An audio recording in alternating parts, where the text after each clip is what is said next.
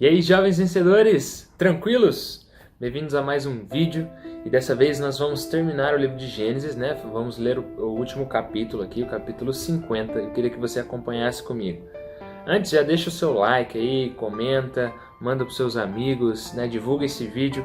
E lembrando que a partir de agora nós vamos começar a ler o livro de Êxodo, né? Nos próximos episódios e serão momentos preciosos que você não pode perder.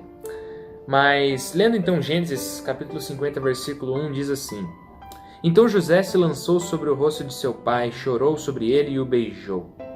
Hoje nós vamos falar sobre morte.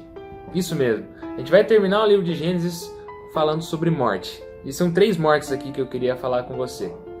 E quando a gente pensa em morte, a gente precisa lembrar daquela estatística, né, que diz que há 100% de chance de você morrer. Isso, é verdade. Né? Brincadeiras à parte, mas todos nós vamos morrer, é a única certeza que nós temos nessa vida. E a morte aqui de Jacó, ela chega, né? Jacó, então, ele morre, e aí seus irmãos e José, né, o abraçam. José, principalmente, é citado aqui como aquele que chorou, né? Apesar do cargo importante de José, ele se derrama, ele mostra sua emoção pela morte do seu pai. E os egípcios todos, né, eles declaram ali um jejum, um momento de luto por vários dias, e muita gente chora e lamenta a morte de Jacó. Pensando sobre a primeira morte aqui, né, do versículo 1 ao versículo 14, a morte, além dela vir para todos, ser a regra da vida, né, a morte também ela é necessária. E as lágrimas e a dor que fica, elas também são necessárias. Deus ele fez com que a gente produzisse lágrimas justamente para isso, para que a emoção, a dor, o sofrimento fosse necessário, apesar de ser difícil. E muitas vezes nós cristãos, nós falamos para a pessoa que está sofrendo: não chore, não sei o quê, não, você não está confiando em Deus, por que você está chorando? Mas na realidade é o contrário. Deus ele quer que a gente chore, é preciso passar pelo luto, é preciso passar pelo sofrimento, e chorar faz parte do tratamento de Deus. Nós como cristãos, nós lamentamos, nós choramos sim, nós não somos fortes. Nós somos fracos mesmo, nós passamos por momentos difíceis, mas a questão é em quem nós colocamos a nossa confiança e como nós seguimos em frente. Nós seguimos em frente porque Ele é aquele que nos consola e enxuga nossas lágrimas. E também a morte é necessária para que a gente lembre que a nossa vida não se resume aqui e agora. A morte é necessária para que a gente se lembre que haverá um dia que não haverá mais morte, que Deus enxugará todo o choro, toda a lágrima dos nossos olhos. Então é para isso que também existe a morte. Além disso, a morte também traz união, né? Que diz que todo o povo, né, os egípcios, José e seus irmãos que estavam separados por muito tempo, eles se uniram para enterrar seu pai. A morte também traz união das pessoas, elas lembram das coisas que realmente importam nessa vida, não é verdade? Mas depois disso eu gostaria de falar sobre a segunda morte do texto, que é a morte do passado doloroso de José.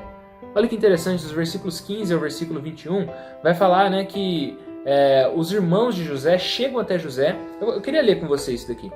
Versículo 15 começa assim: Vendo os irmãos de José que o seu pai já era morto, disseram: É possível que José tenha ódio de nós. Certamente nos retribuirá todo o mal que lhe fizemos. Por isso mandaram dizer a José: O seu pai, antes de morrer, ordenou o seguinte: É isso que vocês dirão a José: Perdoe, por favor, a transgressão dos seus irmãos e pecados que cometeram, porque eles lhes fizeram mal. Agora pedimos que perdoe a transgressão dos servos do Deus de seu pai. Ao ouvir estas palavras, José chorou. Bom, então os irmãos de José, eles chegam para ele, né, e veem que eles estavam sem a mediação do pai. E estavam diante do segundo maior homem daquela época, né, que era José, só estava abaixo do faraó. E aí eles mentem para José dizendo que o pai deles, né, inventam essa história aí dizendo que o pai deles disse para que José perdoasse então os irmãos. Mas aí você me pergunta: poxa, mas José não tinha beijado seus irmãos, não tinha perdoado, não tinha trazido para o Egito, cuidado bem, salvado eles da fome, feito tudo aquilo? Por que os irmãos duvidaram? Sabe por quê? Porque eles não acreditavam em José ainda. Eles não acreditavam em José e muitas vezes nós fazemos a mesma coisa com Deus. Deus disse na sua palavra que Ele nos perdoou, Ele trouxe o seu Filho, Ele derramou sua graça, sua misericórdia e seu amor sobre nós, e o tempo todo nós vemos isso na Bíblia, mas nós não acreditamos em Deus. José então ele chora, mas ele não chora mais de tristeza ou de alegria, né, como ele chorou nas vezes que ele encontrou seus irmãos. Mas ele chora de amargura, ele chora de mágoa porque eles não haviam aceitado o perdão do seu irmão, eles não haviam crido na bondade do irmão. E talvez os irmãos eles não aceitassem o perdão de José, sabe por quê? Porque eles pensavam que eles tinham que fazer alguma coisa. Quando diz o versículo que eles queriam ser servos, né, de José, olha, eis-nos aqui, somos teus servos, diz no versículo 18. Eles estavam querendo dizer, ó José, eu sei que o Senhor me perdoou, né, mas nós somos seus servos agora, a gente precisa fazer alguma coisa. E muita gente dentro das igrejas realmente não entende o perdão de Deus, não entende a graça de Deus. Porque Deus, como disse Warren Wiersbe, ele só pode perdoar as pessoas que sabem que são pecadoras, que admitem e confessam que não há nada que elas podem fazer, nada que elas possam fazer para merecer ou obter o perdão de Deus. O perdão de Deus ele é graça porque ele é gratuito. Não tem nada que eu possa fazer, simplesmente eu preciso abraçar a misericórdia de Deus. E os irmãos de José, eles queriam fazer alguma coisa para merecer o perdão.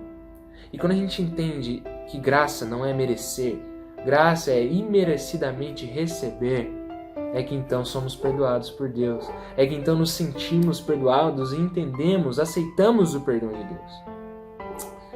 E aí ele chega no versículo mais lindo, talvez, né? De toda a história de José, versículos 19 e 20, aliás. Mas José respondeu, não tenho medo. Será que eu estou no lugar de Deus? Vocês, na verdade, planejaram mal contra mim, porém Deus o tornou em bem, para fazer, como vocês estão vendo agora, que se conserve a vida de muita gente. José entendeu o real sentido da sua história.